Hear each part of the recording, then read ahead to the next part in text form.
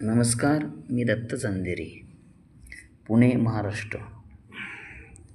आज पश्चिम बंगालमधील इलेक्शन पार पडले आणि त्या ठिकाणी भारतीय जनता पार्टीने प्रचंड असे घवघवीत यश मिळाले. जुना इतिहास पाहिला असता शेवटचा हिंदू राजा 12व्या शतकातील होता.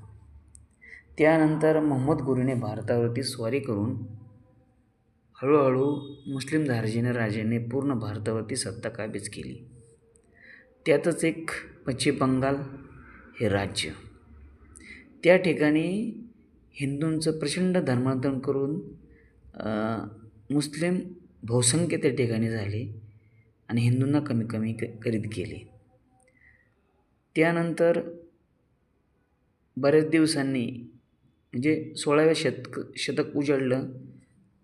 आपल्या महाराष्ट्रातील छत्रपती शिवाजी महाराज यांनी हिंदू स्वराज्य व्हावे अशी शपथ घेऊन पूर्ण महाराष्ट्रातील मुस्लिमांची सत्ता घालवली. त्यानंतर पेशवे भारतामध्ये आले आणि पेशव्यांनी पूर्ण भारतामध्ये सत्ता काबीज केली. बरेच हिंदू प्रांत स्वतंत्र केले. पण जो आपला पश्चिम बंगाल प्रांत होता तो स्वतंत्र त्यावेळेस झालेला नव्हता. नागपूरचे आपले रघोजी भोसले यांनी भरपूर वेळा बंगालवरती स्वारी केली, पण तेव्हाही त्यांनी पूर्ण स्वतंत्र हिंदू राष्ट्र पश्चिम बंगाल करता आलं नाही. 12व्या शतकापासून ते जवळजवळ आत्ता 2027पर्यंत आपले तृणमूल काँग्रेसचे ममता बॅनर्जी असतील यांनीसुद्धा तेच केलं की हिंदूंची तिथली संख्या कमी करण्याचा प्रयत्न केला फक्त सत्तेसाठी. वास्तविक पाहता पश्चिम बंगाल कट्टर हिंदुत्वादी राज्य आहे पहिल्यापासून, पण त्या ठिकाणी हे जे अनेक मुस्लिम धार्जिण्य राजे मुस्लिम धार्जिण्य नेते होऊन गेल्यामुळे हिंदू त्या ठिकाणी दबले होते.